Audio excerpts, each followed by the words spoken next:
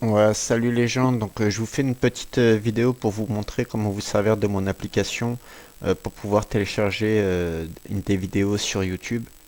Donc vous allez pouvoir soit télécharger une seule vidéo ou télécharger l'intégralité des vidéos d'une chaîne YouTube ou télécharger uniquement certaines playlists, que les lives, les shorts, faire un petit peu votre mixture et télécharger ce que bon vous semble à partir d'une chaîne YouTube.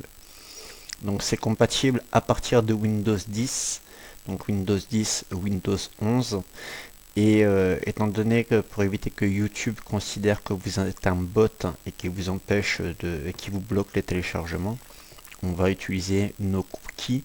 Et pour ce faire, donc il nous faut au moins un navigateur connecté à notre compte Google, qui est souvent lié du coup à nos comptes YouTube. Donc pour ce faire, on se rend sur ma page de GitHub. On clique sur YouTube Downloader qui est ici. Donc je vous invite à lire, on va pas tout faire, sinon la vidéo elle va durer 3 piges. Mais sinon tout simplement, pour faire au plus simple, vous cliquez ici sur Release. Ici ça sera la dernière en date, donc en l'occurrence actuellement c'est la version 2. Vous cliquez sur YouTube Downloader, ça va vous télécharger un exécutable, un fichier .exe. Donc c'est en fait tout empaqueté dans un exécutable, c'est pour éviter de vous faire installer Python, les dépendances par-ci, par-là et ainsi de suite. Bref, ce que vous faites, c'est que vous créez, pour éviter de faire le bazar dans votre ordinateur, vous créez un nouveau dossier, vous le nommez comme vous voulez. Donc moi je vais écrire YouTube et je vais mettre mon application dans ce dossier-là. Étant donné qu'en fait l'application va générer des dossiers et des fichiers, c'est pour éviter de faire le bordel dans le même dossier que se retrouvent d'autres documents. Donc vous pouvez mettre là, je suis dans mes téléchargements YouTube, j'aurais pu le mettre dans mes documents, mes images sur mon bureau, chez la voisine, on s'en fout un peu. Du coup, je vais dans le dossier où se trouve mon application. Soit je fais un clic droit dessus et je fais ouvrir, ou je double-clique dessus, ça revient au même. Ici, j'ai un message de Microsoft Defender Smart Screen. Donc c'est une sécurité Windows qui vous avertit que d'une part, le fichier n'est pas signé numériquement. Il faut payer pour pouvoir le faire, donc je ne le ferai pas. Et deuxième part, que le fichier n'est pas connu, donc il n'a pas été téléchargé par des milliers d'utilisateurs. Donc vous avez cet avertissement-là. Donc si vous êtes d'accord, vous cliquez sur Informations complémentaires et exécutez quand même. Et là, ça va vous ouvrir l'application. Et si vous n'êtes pas d'accord, si vous n'avez pas confiance, vous téléchargez pas l'application, puis vous allez sur les sites pour télécharger des vidéos une à une et sans savoir ce qu'ils vous mettent dedans non plus, quoi. Alors que moi, si vous vraiment fouinez, vous allez sur le repo GitHub du YouTube Downloader. En fait, d'une part, c'est un projet open source, ça veut dire que vous pouvez voir l'intégralité du code, comment ça a été fait. Il y a toutes les documentations. Et si on va dedans, par exemple, vous voyez, je prends un truc au hasard, vous voyez l'intégralité du code. Donc on peut pas faire plus transparent que ça en termes de code source. Bref, c'était une petite aparté. Du coup, on se retrouve sur l'application. Donc comme je vous disais, il y a deux prérequis qui seront installés sur votre système. C'est Deno et c'est FFmpeg. Donc Winget qui est ici en disponible. Dans l'instant que vous avez Windows 10 ou Windows 11, ça sera en vert. Ce qui c'est intégré dans Windows. Et c'est ce qui va nous permettre de télécharger et d'installer justement Deno et FFmpeg qui sont nos deux premiers prérequis. Pour ce faire, vous avez juste à cliquer sur le bouton installer via Winget ici. Donc là, ça vous dit que ça a été installé, qu'il faut redémarrer l'application. Je vais juste attendre d'installer le deuxième prérequis avant de redémarrer l'application. Là, ça nous dit la même chose. Voilà. Si plus tard on veut désinstaller les deux premiers prérequis qu'on vient d'installer, on clique sur supprimer ici, ça va nous les supprimer. Point barre. Une fois qu'on a installé les deux premiers prérequis là, on ferme l'application, on relance l'application. Comme ça, là on est sûr que tout est bien pris en compte, c'est parfait. Il nous manque plus que maintenant à générer notre fichier cookie avec un S, je précise, .txt, ou si vous voulez le chiffrer, vous pourrez regarder comment ça se fait ici et vous fier à la doc. Mais je ne vais pas tout expliquer, vous me demandez ou vous regardez la doc parce que sinon ça va durer 30 ans.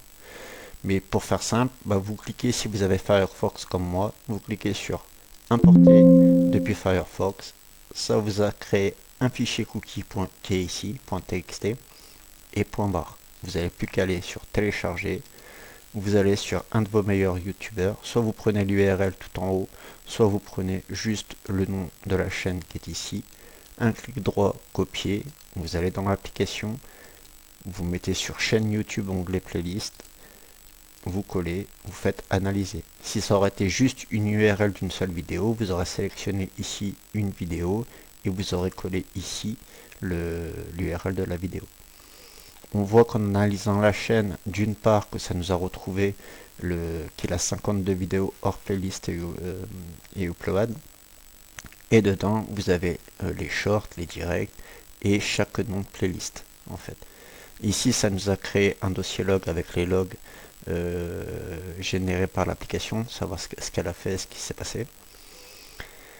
À partir de ce moment-là, soit vous sélectionnez tout et vous téléchargez tout, comme ça vous aurez l'intégralité des vidéos, soit vous téléchargez uniquement ce que vous désirez. Donc moi par exemple pour l'info, là je vais faire que les shorts, je vais les télécharger. On peut voir qu'ici ça m'a créé un dossier download, pardon. Dedans j'ai le nom de la chaîne que j'ai analysé et dedans j'ai téléchargé quoi? J'ai téléchargé les shorts, donc ça va marquer le nom de la chaîne, pardon, ainsi que les noms de la playlist. Et dedans j'ai quoi? J'ai mes vidéos. Si admettons, comme on peut le voir en revenant en arrière ici, ça m'a créé un dossier archive. L'archive c'est quoi? C'est l'historique de vos téléchargements. Ça veut dire que si j'essaye une fois que c'est fini, donc on voit qu'ici ça m'a marqué téléchargement terminé avec le résumé du téléchargement en dessous. Si j'essaye de retélécharger les 17 shorts, en fait qu'est-ce que ça va me marquer ici? Vidéo déjà en archive. Ça va considérer qu'ils étaient déjà dans le fichier archive, donc ça va pas vous les retélécharger.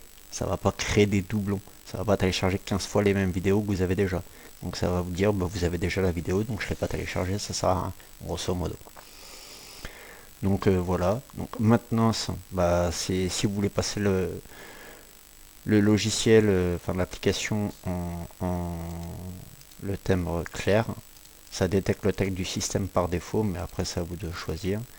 Et vérifier les mises à jour, c'est pour savoir si derrière l'interface graphique que moi j'ai créée, savoir si YouTube DLP c'est le moteur sur lequel on utilise, s'il est à jour ou pas, et si mon application est à jour ou pas. Après je vais pas faire le point de tout parce que sinon ça va être trop long. Je vous invite soit à me demander, soit à regarder les docs sur le site GitHub. Et donc voilà. Pour télécharger encore une fois, donc là on a analysé une chaîne, on peut, comme je vous disais, soit tout sélectionner et télécharger, ou pareil si on fait que avec les shorts et que là qu'on les télécharge. Si demain je fais exactement la même chose et que GTX Gang il a sorti 3 vidéos supplémentaires que je n'avais pas, ça va me télécharger que ces 3 vidéos là. Ça se permet de conserver d'être à jour avec une playlist ou une chaîne entière qu'on souhaite en particulier sans avoir de doublons. Et comme je disais, dans le dossier download, vous avez le nom de la chaîne et après ce que vous avez téléchargé dedans. Si je prends une autre chaîne, par exemple, je vais sur Gaming Sud. Hop. Alors j'avais pas pris le arrobase. Que j'analyse la chaîne.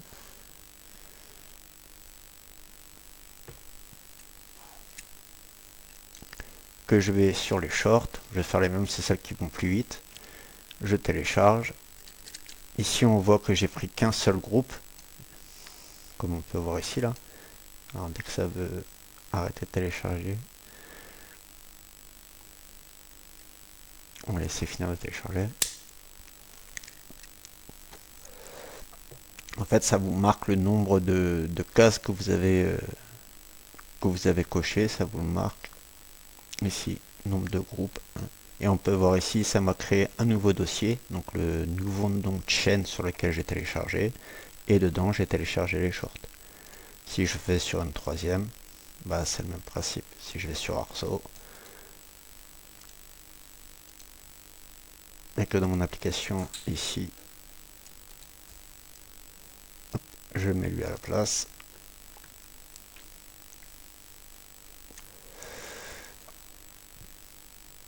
Je prends les shorts, je les télécharge. Là, j'ai toujours un groupe, ça me télécharge. Et si, admettons, à fur et à mesure que vous téléchargez, que YouTube considère que vous êtes un bot ou que vos cookies ont expiré, bah, au mieux de télécharger les vidéos, ça va vous avertir qu'il faut régénérer vos cookies. Et bah, vous retournez dans prérequis. Et là, vous réimportez les cookies depuis Firefox. Ou sinon, vous cliquez sur comment obtenir cookies si vous avez un autre navigateur. Ici, vous avez un lien d'une extension pour Chrome et ici pour Edge. Donc là, admettons, je fais un clic droit sur le lien de Chrome. Donc sur mon ordinateur principal, je n'ai pas Chrome d'installer, donc je vais aller sur une machine virtuelle qui est ici. Je vais ouvrir Chrome. Je vais copier le lien. Ici, ça va me demander d'ajouter l'extension, donc Get Cookie Text Locally, ajouter à Chrome. Donc je suis bien connecté à un navigateur avec mon compte Google. Je clique sur ajouter l'extension. Là-haut, ça le ferme. Ici, dans les extensions, je peux épingler l'extension à ma barre en haut, comme ça, ce qui me permet tout le temps de la retrouver. Je clique dessus et je peux faire export. Et ici, dans mes téléchargements, ça m'a créé un fichier avec mes cookies. J'ai juste à faire un clic droit, renommer. Je le nomme cookie avec un S, je le précise.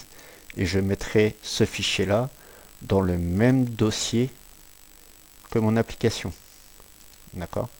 Et si je serais sur Firefox, sur Edge, pardon, et ben je prends le cookie, le lien de l'application, de l'extension, pardon, de Edge. Alors je retourne sur l'autre ordinateur, j'ouvre mon Edge, je vais sur le lien, j'ajoute l'extension.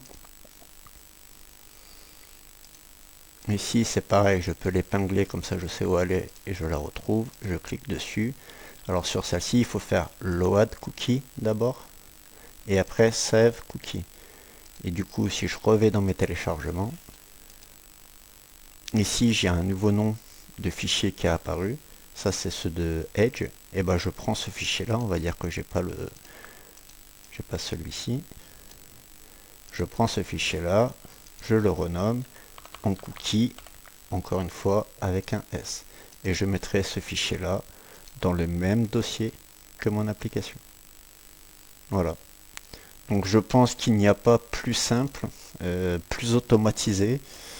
Donc après, à vous de fouiner. Et n'hésitez pas, si vous avez besoin, tout est marqué dans la doc. Donc les docs par rapport au guide, vous pouvez le retrouver ici et ici. Et je pense que il y a vraiment tout qui est expliqué, tout qui est noté. Donc voilà, il n'y a pas plus simple. Donc je vous laisse bien profiter et n'hésitez pas à faire un retour. Allez, ciao ciao.